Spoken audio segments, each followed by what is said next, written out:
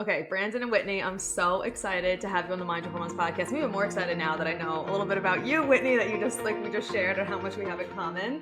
But I heard you on a different I can't think of what podcast it was right now. It wasn't even one that I regularly listened to. I just saw her share this reel about this documentary, and I had had it on my radar, and I was like, oh, I gotta listen to this. And I messaged you immediately after, and I was like, okay, you have to come on the show. So I'm so excited for you to share all things about synthetic dyes. But before we get into the nitty gritty of everything, I would love for both of you to just introduce yourselves and let us know how you got into the food dye world. All right, so my name is Whitney. Brandon and I are obviously married. I am a former teacher, and then we kind of quit. I quit teaching because we had a fertility journey, which is why I'm so excited crazy. to really dig into your podcast and all Yeah. the things that you do. And then after our son was between the ages of 1 and 3, we started noticing some irregular behavior. We did an elimination diet, and it turned out that dyes were our issue. And I asked Brandon if he'd be willing to document our journey as we ask researchers all the questions I had about dyes, because there were so many. Even reading just the abstract was so confusing to me. And so I asked Brandon to document our journey, and he agreed. And his skill set is particularly suited for this. After I quit teaching, I went into marketing. So it was kind of a perfect pairing between my marketing skills and my background as a teacher to be able to articulate things and to break it down to where it's easily understandable, and then paired with Brandon's background has been awesome. So I'll let him introduce himself. So my background, my day-to-day job, I'm a commercial photographer and commercial videographer, which basically means I make advertising content for companies and things like that. Oh, that's cool. So I've been in that world for quite a while, and so video wasn't something new when Whitney came up with the idea to do a documentary, but feature length documentary that was new. Most of the stuff I was working on was short form. Nothing longer than 5 minutes ever. Normally it's 30 seconds or a minute. A little different. So yeah, it was a big endeavor and a bit of a difference, but like Whitney said, luckily the skill sets that we both had played in perfectly to making a documentary, and we were able to do it pretty essentially with just the two of us. We did some crowdfunding to raise some money, and then we were able to get a local grant that helped out some, and then we obviously put in some of our savings and stuff like that. But that's so cool. We didn't have to hire anybody to do anything outside of people on camera. So we didn't hire them. That was all volunteers, and the people that we interviewed all volunteered to be in the documentary. So, well, and by him saying we're doing everything, he means even he composed the music, created graphics. Wow. I was all in the marketing, every single aspect of it, everything you see on social media, every single response, it's us. No one else has done it. And so wow, it's been wild because we both also work, which ironically, or I guess it's kind of transitioned into, this has become more of my job than my real job. Yeah. Because I work for myself, so I can work as hard or as long as I want to. So I do way more with the documentary because I'm passionate about it. And luckily Brandon holds it down so I can do whatever I'm passionate about. So that is so amazing. How long did it take you guys to make it? So at this point, you probably about 3 years ago is about the time we started kicking around the idea. Wow. And then the film just came out, just released January 14th. Yeah. So about 2.5 to get the film finished and ready for our distributor and stuff. It was about 2.5 years. And we were thinking the whole time, because we hadn't done it, we were thinking this is taking a long, I've never worked on a project more than 6 months before that. And so it was this is taking a long time to get done. But we realized once we started talking to distributors, and we've gone on a couple podcasts that are more film related. And so apparently 2.5 years is pretty fast for a documentary. Wow, good for you. I have no clue. I'm like, so we thought we were taking a long time to get it out, but as it turns out, with God's timing and things like that, how perfect it came out. And the day after it came out, they banned Red 3 in the U.S. I just is saw that not when I the most perfect timing? Oh my God, yes. I just feel God ordained. It would not have been as impactful if it came out 2 years ago as it would 100%. Now. People are just so much more aware now. There's so much more conversation about it, especially now that just got banned. This is, everything always happens at the perfect timing, but this is such a great timing. Yeah, we couldn't have planned it better. Yeah, and yeah, exactly. It's like you create a plan and God laughs.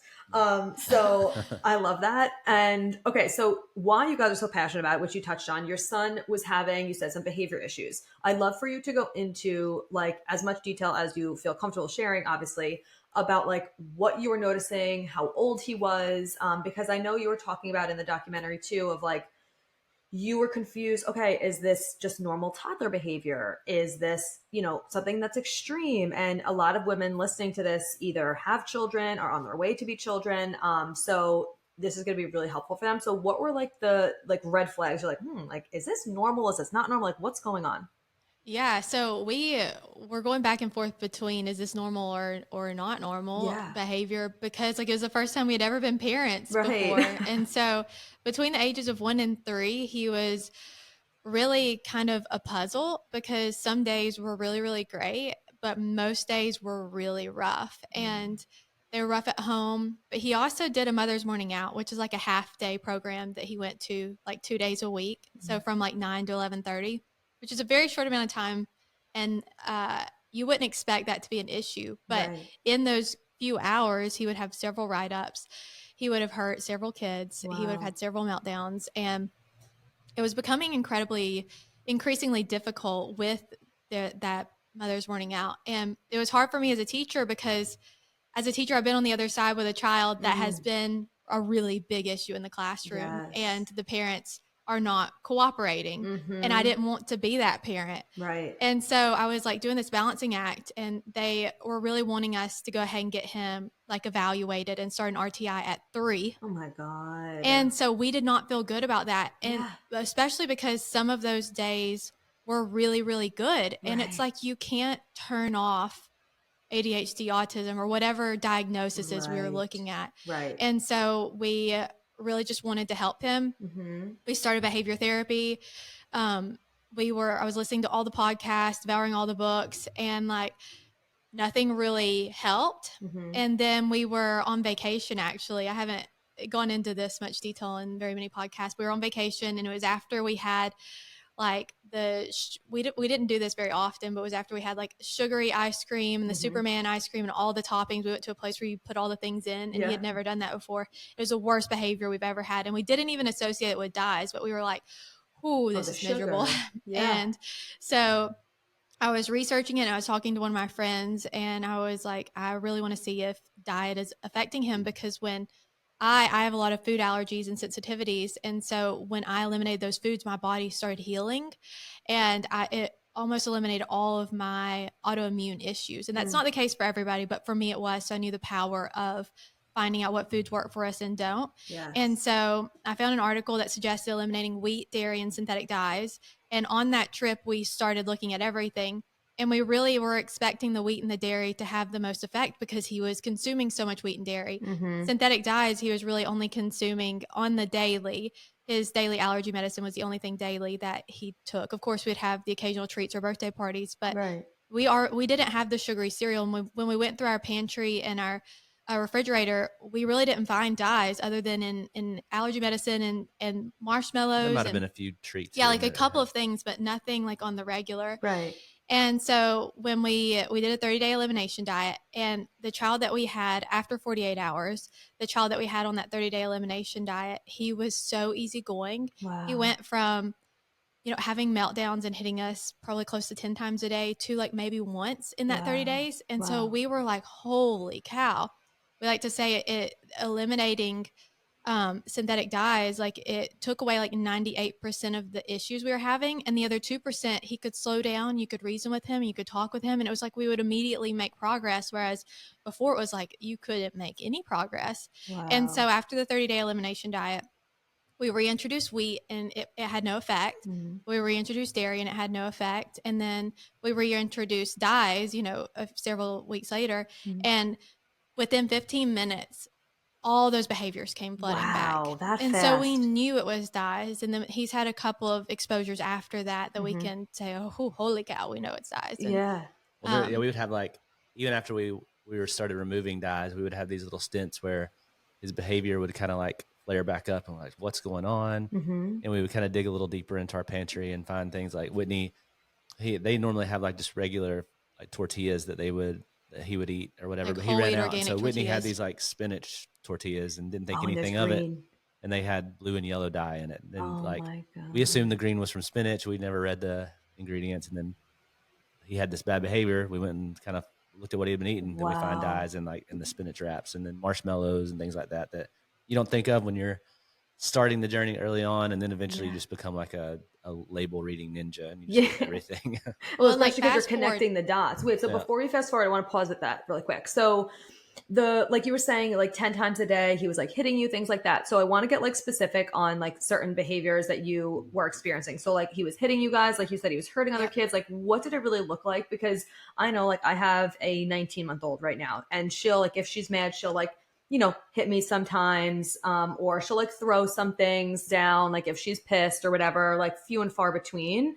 But like, what were you really experiencing? And I guess how many times a day? That could be something that's like that's what it was. It was the frequency. Yeah. It was like, it was magnifying what was normal toddler behavior and making it constant. It was like, you couldn't, if anything didn't go his way, which is, once again, one reason why we didn't want to have a diagnosis is all of this is quote unquote normal until they're about 6. Right. And so even the doctors that we consulted agreed, yeah, like hold off until 6. Really, a lot of kids have to work through.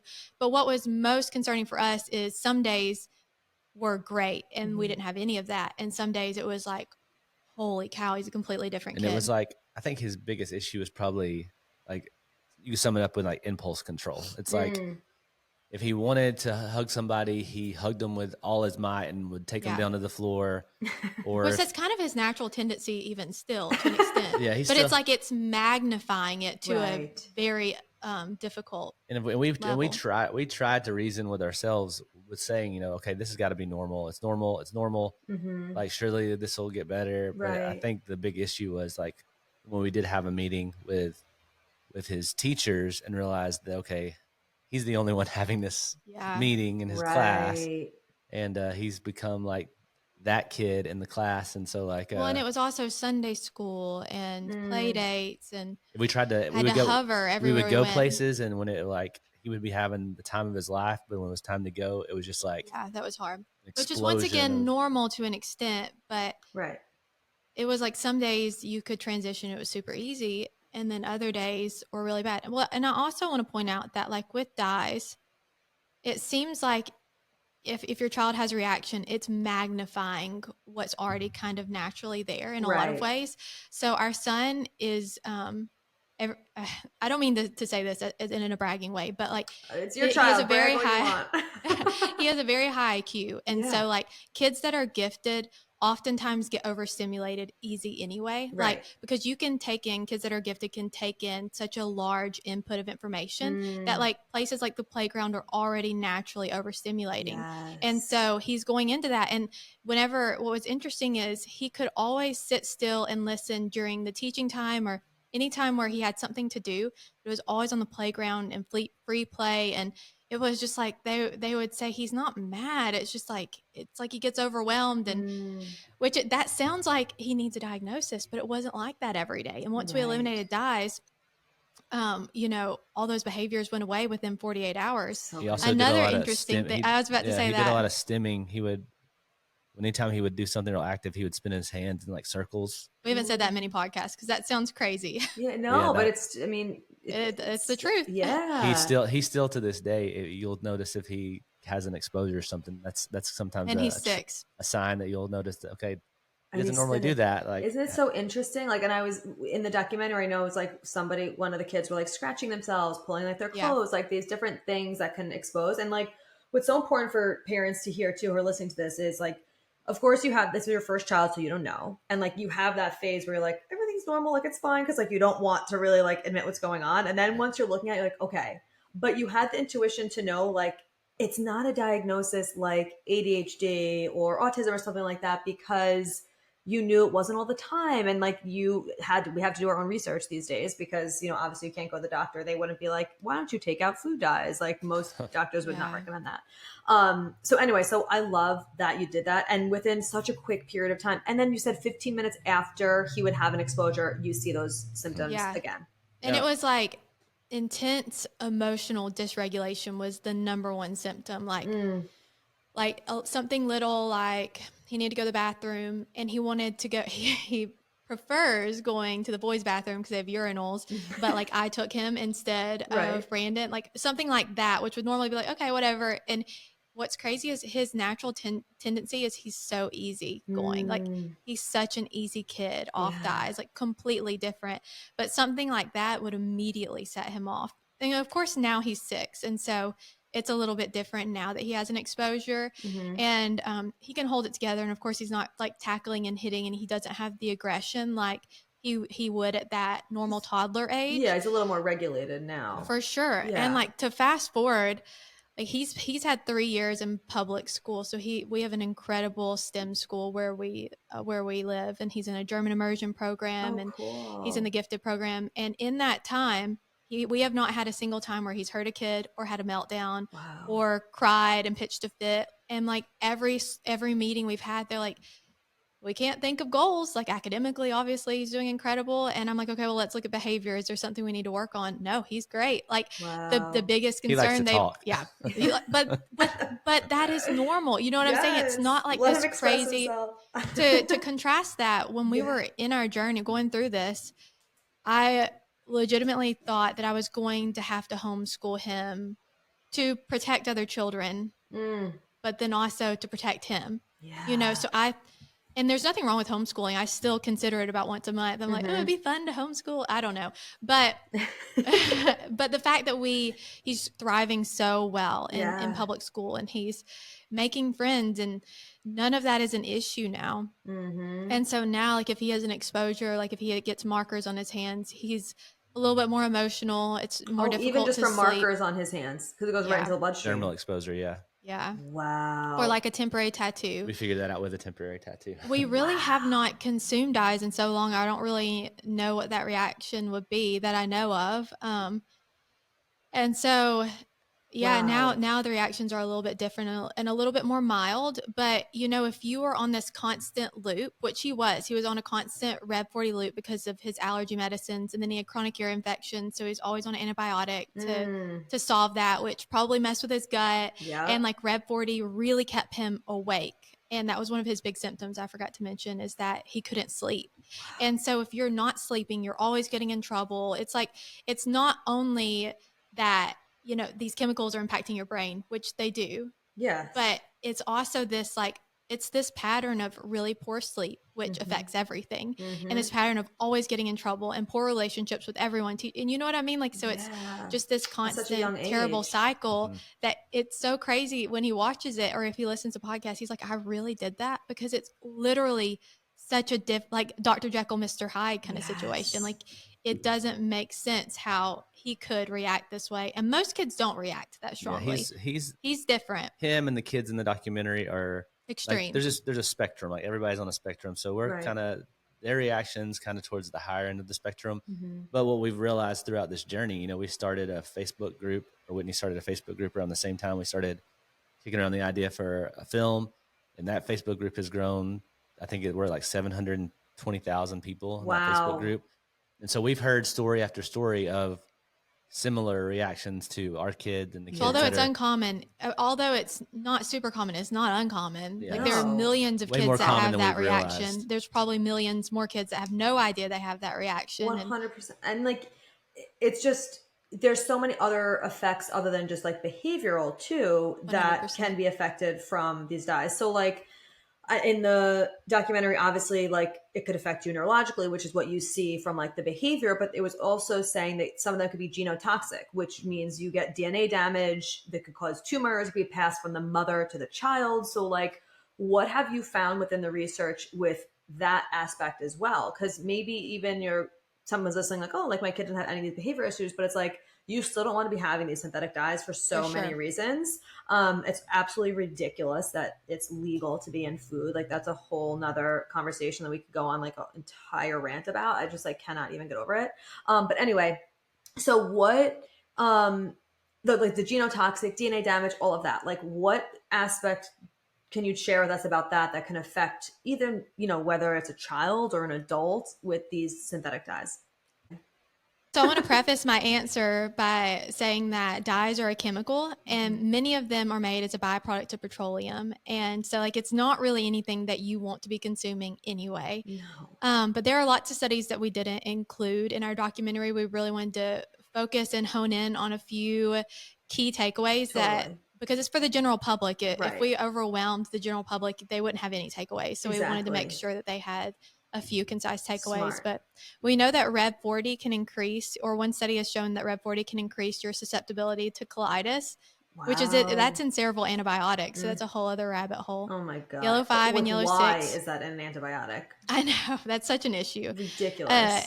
And we know that yellow 5 and yellow 6 may contain carcinogenic components.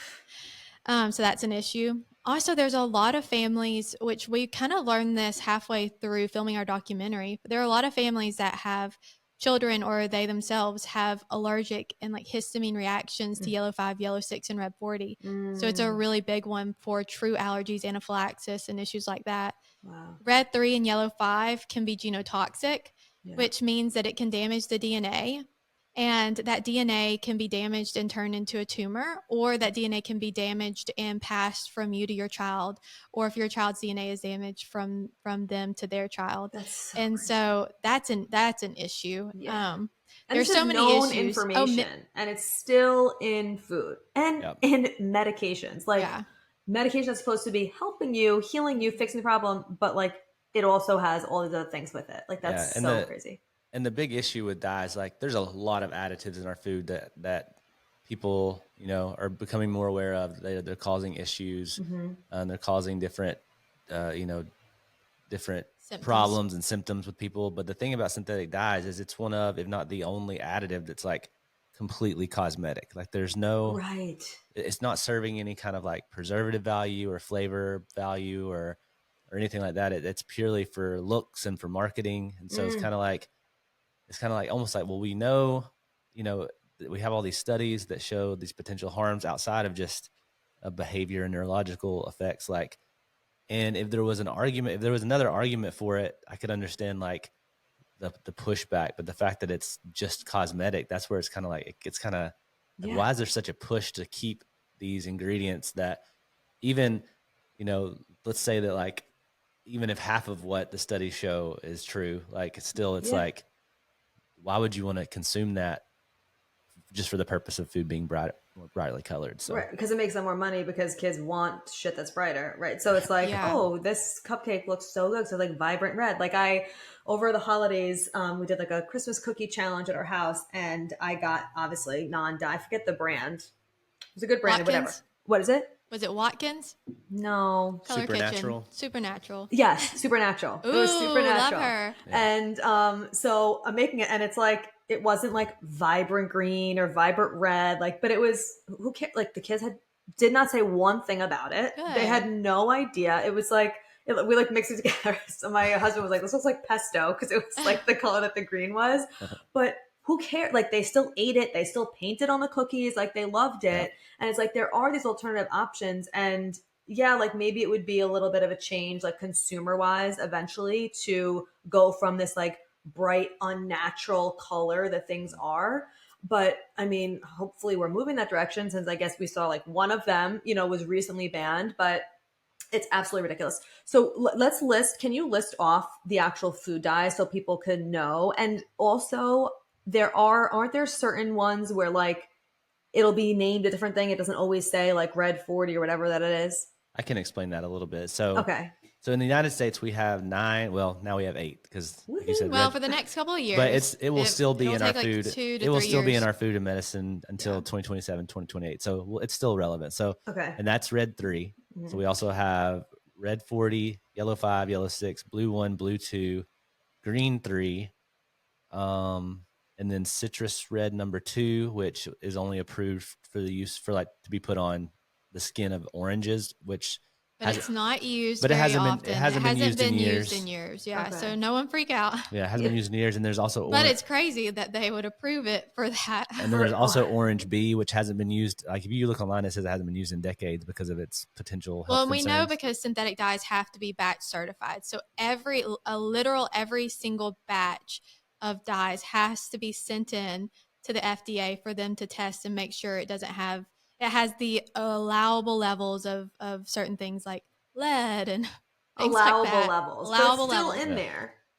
Yeah. FDA So approval there's means that, and nothing then to so me. what you're saying, like there's been some stuff going around about different names now. There sometimes you'll see on a label like color added or artificial color, and so technically those are not synthetic dyes. They're typically going to be talking about like annatto or caramine, which is like those little red bugs that they make red dye out of, and then or like sometimes it'll say a color additive. It's like a natural one like beta carotene or something like that. But if it's a synthetic dye in America, if it's manufactured in America, it has to be labeled as the color and the number. So or sometimes it'll say FD&C Red 40. Yeah, Okay. But it has to be clearly labeled. It'll have the color and the number. Yeah. Okay, now that's in the US. Is that similar? Do you know in like Europe, or are they not? Are they more where it gets confusing is like let me see.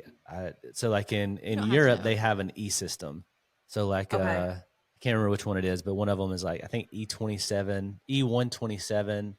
That's either red 3 or red 40. It's pretty confusing because they have a lot of their chemicals are labeled with they have E numbers, and then you'll have things like in Canada and in like Australia, instead of yellow 5, it'll be tartrazine. Okay. And so where it gets confusing, and there's been some stuff going around about they're changing the names to trick us and to hide, but legally they technically can't do that. But I think what's happening is we're starting to see some products on the shelf that are manufactured in other countries, and so people are finding these products and like it doesn't say yellow 5, but it does say tartrazine. So there is kind of a loophole in that way. Like which they legally should still follow our standards, but sometimes. Well, if it's manufactured, they don't have to. So that's kind of a loophole. Oh, so it's just if it's manufactured in the U.S. that it has to have this number. Okay, because there's also a lot of listeners in Australia, Canada, UK. So is there do you have a printout of all? So I'm actually working on that right now. The past couple of weeks, because like when we made the documentary, like we assumed it would, people in America would be interested in it. We had no idea how many people like in Canada and Australia and New Zealand and the UK. And then we also have people from Mexico who are asking about it. So amazing. We've got a sheet that we just put together. Okay. And it kind of has all those names from those other countries, which it's not a bad thing to know those names. Right. But the being scared that companies are hiding it and stuff like that. We don't think that that's what's happening. We don't think that's what's the FDA's website still requires it to be labeled the same as it always has. Okay. So I mean, not that I put too much. A lot of people get confused about the color added and the artificial color, and also things like caramel color is technically can fall under those. Like caramel color is one that if it's organic caramel color, it's probably safe. But there's lots of other ways that they make caramel color in other chemical processes that can have similar effects to synthetic dyes. And it's kind of the same thing with annatto. Can be carcinogenic. Annatto, the way it's processed seems like some people can have reactions from annatto, but annatto is a natural dye from like a But to that point, everybody's body is completely different, and you really have to be in tune with what your body can tolerate and what it can't. Some people can't tolerate wheat or dairy, and it has a similar effect on hyperactivity or attention or in terms of like inflammation in the body. So I think it's just really important to,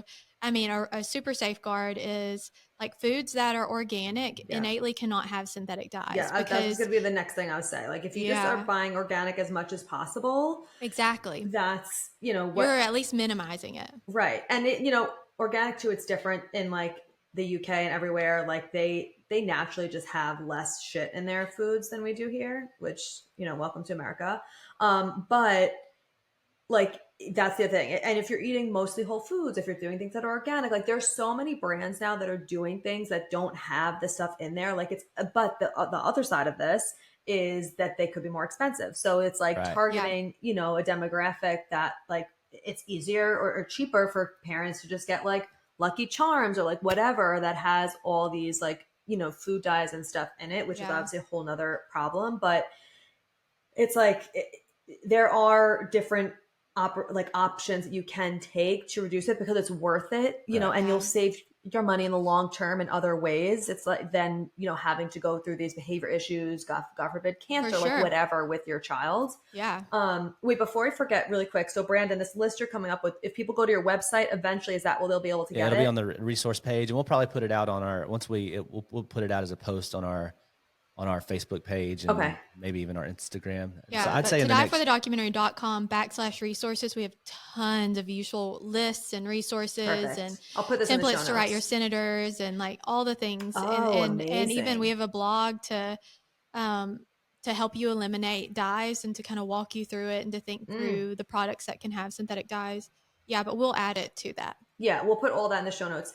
Now, okay, so then let's go into that. So what are some things, obviously it's like things, you know, like cupcakes that have like the big colors and stuff. Like those are common things that people would know that, okay, I know synthetic dyes are in this. Like you can see how bright the colors are. But like what are some other products, like you mentioned allergy medication, marshmallows that are white? Like what are some other foods that people might not realize could be having these dyes? So actually, like when you subscribe, like to dieforthedocumentary.com, when you subscribe, we send you this list, and it has the list of synthetic dyes here in the U.S., the 9 approved here in the U.S., why you should avoid them, kind of what we already said, and then a list of unexpected products that contain dyes. Oh, perfect. And then also synthetic dye-free brands. Oh, but amazing. on this list, we have marshmallows, fortune cookie, canned fruit cups, like if it has like a maraschino cherry. Yeah. Oftentimes those have red 3 or red 40 in it.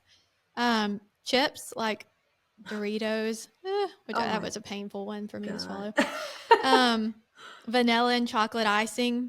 Wow. Pickles or pickled items, cake mixes, puddings, ice cream, sauces, cinnamon buns or cinnamon rolls, yogurts, baked goods, packaged fruit snacks, berry products. Like if it's like a muffin mix that has berries in it. Oftentimes, like I don't know what they are. They're not berries like because they're using things. Yeah.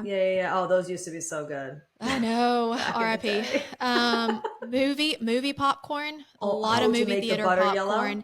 It's not the butter. It's the salt. What? The yellow sticks in it. So shocking. When we did our premiere locally, and there's lots of movie theater popcorn salt that doesn't have it, but that's something we need to conquer, people. If you're real passionate about movie theaters, we need to be writing them and asking them to take it out. The salt has the color in it. That's it's a certain kind of salt. It comes in like a little milk carton looking thing. I think it's called like Flavor All or something. Again, what is the point of it? It doesn't change anything. It's a yellow salt, so it adds a salt flavor and also helps add a little bit of yellow. I mean, the butter and stuff, they cook it in the oil. I mean, a lot of time that we talked to people at AMC and we looked at the oil they used. The oil was fine. It was the salt that they put in there. Well, the oil was dye-free. Yeah, right. Not saying it was fine. It was probably a seed oil, but it wasn't. It didn't have dye in it. Yeah. But no one's even looking at the popcorn. It's dark. Like, well, we learned that the hard way. Yeah. We looked for you. That's crazy. Also, like medications and vitamins. I know for me, whenever I was pregnant, I would go back and forth. Like I would normally do like the Garden of Life expensive $65 vitamins. And when I ran out, I would just do whatever my OBGYN sent me. And it was brightly colored Red 40 that I was taking. So, or the gummies, like the amount of times my clients will show me prescribed prenatal from their doctor. And I'm like, painful. This is literally garbage. Like, please do not take this. Like, I cannot believe it. It literally dies in it. It's that, like you said, they could be genotoxic, passed from mother to child. Like, there's so many issues that are probably taking place that haven't been studied. Like just because we know this is what's happening does not mean that that's the only, like we have not, I mean, there have been a couple of studies that have looked like in vitro, but like we don't know exactly what's happening. But also cosmetics like makeup, nail polishes, things like that, mouthwash, toothpaste. Totally. Oh my God. Another one that's soaps, crazy. Hand soaps. Another one that's crazy. It's not on the list is like seasonings, like some lemon peppers and stuff will have like yellow dot. Like that's so crazy. It's oftentimes like if you compare, we've found it a lot easier to find dyes in really crazy places like not marshmallow packets. What's it called? Potato packets, like mashed potato packets, or seasonings at like places like the Dollar Tree, like really cheap places, because oftentimes what's happening is they're trying to make the product as cheap as possible. And so like if you use like, for example, a strawberry protein, like if you're buying strawberry protein, they oftentimes use like a natural or an artificial flavor, which is colorless. So they're trying to make it taste like strawberries, but instead of using real strawberries, they've added like a flavoring and that's colorless. So they have to use like Red 40 or or red 3 to make it look like strawberries instead of actually using real strawberries, because look at the price of strawberries versus a byproduct of petroleum. Yes. It's going to be much cheaper. Yes. And so like the cheaper products, unfortunately, are the ones that have the most dye. And then also like everything that we're saying is coming from like this big WEHA study, almost everything that we've stated so far. So in California, they did a study. They took into account 27 clinical trials on children in behavior alone.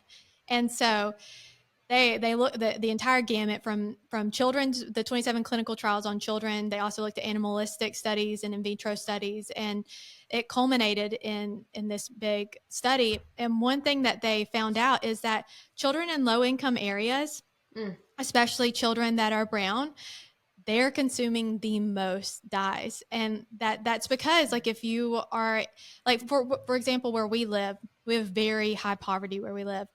And I had some children that I taught that they took a taxi to school every day. And like where they were at, like they did not travel very far to get their groceries. Like they would go to the convenience store or whatever is available close to them. They're not driving 20 minutes to Trader Joe's and Whole Foods to get their foods. You don't have access to that healthy food. So you have a Dollar Tree close to you. That's where you're going. Cheaper products. They're low income. They obviously are on a budget. Or what the school is providing for kids free and reduced lunch. Like I'm sure there's food dyes in some of school's food. Yeah, well, that's what we tackle kind of toward the end of our documentary. We really don't believe it should be lawful for schools to be serving dyes, especially when there's no warning label. I mean, there's no ingredients label on the foods that they're being served, and really, if we know that it can cause harm to children, even if we just have an inkling it could cause harm to children, we need to be protecting them, especially children that are in high poverty, especially children where everything is stacked against them. We need to be protecting them, as much as we can. And so like that's obviously an issue, especially when synthetic dyes are often used to make unhealthy foods look more appealing and to be so cheaper. Manipulative for kids. It's an issue. Yeah, we need to be prioritizing real foods, and we need to be prioritizing, these developing brains, because really even if it's, we don't know exactly how many children are affected by dyes. We know based upon our group anecdotally that we have, without any ads, over 700,000 people in that group, which stands to reason that there's probably millions of people being affected by 100%. Dyes that know about it. And there's probably millions that don't know about it. And so like, even if that is 3% of a school, those children matter. And that's a lot. One of the researchers we spoke to, he's an ADHD expert. He believes a very realistic number could be 8% of children with ADHD, which that alone is millions of people. And so it's insane. And we believe that those kids matter, on top of what we've already discussed with that's just ADHD. That's just like hyperactivity and inattentiveness, and which is on the rise, things like and has been on the rise. And like there's correlations with so many different things of why that could be. But even if it doesn't go, like your child doesn't go from, like one end of the spectrum to the other, like you experienced, even if it helps them a little bit, their behavior, if they have ADHD, but their behavior is improved even slightly, like it's such a big difference, and it makes such a big difference in their long-term health as well. So it's just so important that people are aware of this. At least if you're aware of it, you're able to make better choices with it, and like start. And it could seem so overwhelming. Obviously, most of the people listening to this podcast are like already on this like label reading like journey, but there's a lot of things that they might not even thought of that have these food dyes in it, which is why it's so cool that you guys are doing this work. And it's so important. So, okay, the last thing, we talked about that. All right. How can they get this documentary? First of all, like I want everyone to be able to access this documentary, and like where they can get it. So if you go to dieforthedocumentary.com/watch, WATCH, it will have a link to all the platforms that it's on. So it's on like everywhere. If you're in America, it's on Amazon Prime, Apple TV, Google Play, Fandango at Home, and Vimeo. And then if you're in Canada, it's not available on Amazon, but it's available everywhere else. Okay. If you're in New Zealand or Australia, it's only available on Vimeo on demand. And then we're working on Spanish subtitles, so hopefully it'll be available in Mexico. Whenever we get the Spanish subtitles done, we can turn it on in Mexico. So, and then the EU, in Europe, I'm not sure. We need to talk to our distributors and kind of figure out what the plan is there. We're getting a lot of questions about it coming out. That's what I mean. We were two people who made a documentary. Yeah. Literally, it's such an indie film, but it's really blown up, and that so many people rightly want to so. watch it. Yeah. Yes. And then even in addition to the people that have already watched it and like all the exciting things that have happened, like we have an opportunity, which I don't know that or that this is going to come out before we even know, but we have an opportunity where our distributors are sitting down with Netflix and Hulu, and it's like 0.01% of films on Netflix and Hulu are indie films, and like it's very rare. Wow. But I don't know if it's that they have low, but it's pretty low. scheduled. That's what I found online. I don't know how accurate that is, but it's That's a very cool uncommon comment. that they work with indie filmmakers, and we have a second meeting with them, so they're interested. They have not said no. Oh my So like God. there's a chance that Wait, that's amazing. if we get the viewership, if we get the reviews, that we really could get this out, because right now it's like you were saying, Such a your perfect time. listeners are good and diligent at looking at labels. Mhm. And like that's incredible. We want to support them. We want to be, something that a film that validates their worries and helps them on their journey. But we really want to get this out to the masses and people that have Yes. never heard about it, and Yes. and families that would never hear about it, and they would never pay to watch a documentary like this. They would only come across it if it's on like a Netflix or a Hulu, something that they've God. already paid for a subscription. And so like we are really hopeful. I mean, God's will be done, but like if we could get this out to the masses, Oh, I it's think gonna that happen. could be It's a gonna big be on difference. Netflix. I already know it. That's like it needs to be on there. And you could so if people could rent it also, Yeah, right? you can rent it. You can rent it or now. buy it. Yeah, And does that count and it's as very like low, views for towards? sure. Yeah, Okay. I think the lowest you can rent it for on It was like $2.99 for Amazon, SD. SD on Amazon. I think It's a like very $2.99. low price. Yeah, it was like, $3.99. I just went yesterday and I like bought it, but you could rent it for $3.99. I'm like, I'm obviously just gonna buy it. It was like $12.99 or something that you could buy it for. Thank you. And oh my God, obviously, I'm like, I'm sending it to everybody. I'm like, you all need to be doing this.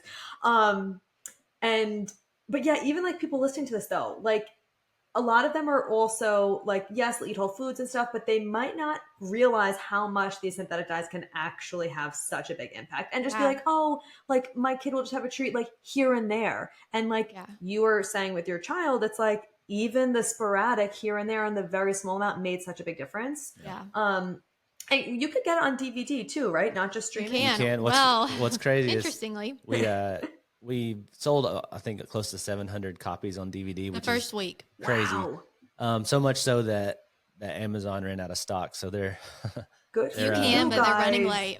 People, I feel so bad because so many people are wanting to be part of the hype in the first initial couple of weeks, and they're like, "Where's my DVD?" So many people have purchased the DVDs, then purchased it on Amazon. Yeah, that's why I was like, I'm getting it right. I wanted to see it right away. I don't have patience to wait for DVD. But like, it was supposed to ship yesterday on DVD, and I'm sure people who pre-ordered before the 14th, and people who like pre-ordered. We got a lot of messages yesterday that said, I ordered my DVD on the 19th, and it's all of a sudden it's saying we've been a #1 bestseller on Amazon in documentaries. Oh my God. Since our pre-orders. So wow, you guys we've had a lot of interest, which is crazy. That's so, and you did it yourselves. Like you marketed everything. Like this is so amazing. And it's going to just continue growing, not just now, because once people watch it, they take out the food dyes. You're going to get so many people messaging you of like, my kid is a different person. And that's just going to like grow the hype so much more. We're excited about that. Like when you said, like, we're getting a lot of feedback of people who like, we eliminated dyes like 2 years ago. It's so good to hear. Yes. We've started to get people that have eliminated it right after our documentary, and they're like, whoa, my kid's a different kid. Yes. We're starting to see that already. We're excited about those, about the people, because you kind of know. We built this audience in this bubble, and obviously we've been giving out information about dyes the whole time. So a lot of them kind of already have this information. So we're seeing that first bubble finally get to see the film, and they appreciate it, and they're sharing it with people. They're able to have a tool to finally convince that grandparent or whatever like to understand why they're on this journey. Yes. So we're excited for that bubble to pop, and for it to, obviously once it gets out past your bubble, it reaches more people. Yes. And obviously there's more criticism, but there's also like always more of why we put it out there. Like we made this film, yes, for this community, especially as a tool, but like we really made it for people who've never even heard that this existed. And so we're excited. Totally. Well, once you start getting criticism, you've reached a good amount of people. So it's just like a positive thing. Yeah. It's going to happen. Oh my God. I'm so happy for you guys. Thank you so much for making this. And like, it's just so cool to see like you turn this like painful experience that you guys had into such a bigger mission. It's like wild to think back, like when you were a teacher, like would you ever think that this is like what you would be No. doing? Like, Never in a million years. yeah. Like, I would say always be open to where God's calling you for sure. Yes. Because yeah, it's been wild. And who knows where you'll be in 2 more years. We always kicked around. I mean, I was doing videos, like making a movie. That would be so cool. It'd be so cool to make a movie. But never this exact journey. Like making a documentary, that was never something I was like, I mean, I don't know if it was a documentary on Back to the Future or something like that. It was something I'm Nerd alert. super into. That would be cool. But like the thought, like a health and food documentary, that was never something I thought we would do. And you know, your life happens and things line up and God opens doors, and so you do it. Yes. Oh my God. So cool. You're helping like millions of people. I'm so excited for you all. So again, to die for documentary.com/watch. To die for the documentary. To die for the documentary. I'm going to put it all in the show notes. So people listening, it's all in the show notes. Yeah. Well, that'll take you straight to where you click on Vimeo or Prime. It'll take you to the Prime link. You click it's very user friendly. Yeah. And the best way to support us, if you want to, if you really like us, Yeah. leave us a review. Yeah, leave reviews. If you like it. If you don't like it, you can keep it to yourself. Okay, Just kidding. Just kidding. Not kidding. Honest reviews. We're always accepting honest reviews. No, only good reviews. Okay, you leave a review on whatever platform you watched it on? Yeah. Well, not all of them have. Like, I know that Amazon does. IMDb would be a great one. Okay, I'll definitely do that too. Yeah, IMDb is great because that's industry. Like that is looked at more in the industry. So like, okay, has good reviews on there. So go to IMDb and it's on there, and you can just leave a review on there. Okay. And we're kind of susceptible to those like fake reviews too. Like anything that you do that's countercultural or that can negatively impact like an entire industry, like the food industry. Like you're gonna get those fake reviews, 100%. And so the more we can combat that, the better. Yes. Okay, so everyone buy this. Like you could literally rent it for $3.99 or $2.99, whatever it was. $2.99 for SD. Yes, amazing. Like leave a review. This is so important. It looks better in HD though. Okay. It still looks. I think. Oh no, I ended up buying it in HD. Just $1 more. Yeah, exactly. Just $1 more. Get the HD. Thank you so much for doing this. Also, go to the resources section, and you can get all those downloads of the like food and like share this podcast. We also have everybody. We also have templates on there for like if you want to send a letter to a senator or to a school board. Yes. Oh my God, guys, this ripple effect is going to be so massive. Like the more people do this, it's just like. We have to be the ones to do this and to reach out to our school boards, our centers, whatever, because like it's not going to change otherwise. Like it's just not. So this is so amazing. Thank you guys so much for coming on the show. I absolutely loved chatting with you and for doing this work. I can't wait for everybody to watch this documentary. And once you do watch it, please message them. Like I said, like you're the ones who are answering your messages. I'll put the link for your Instagram below too. And let them know like how it impacted you, if it does change your child, like all the things. So good. Awesome. Thank you guys so much for being here. Thanks for having us. Thank you. Thank you for having us. Thank you so much for being here. If you loved this episode and learned something valuable, please share it with a friend who you think would also love it, or post it on social media and tag me so I could personally say thank you for helping me spread this important message. I am beyond grateful to be here with you. So until next time, stay intentional, stay consistent, and always mind your hormones.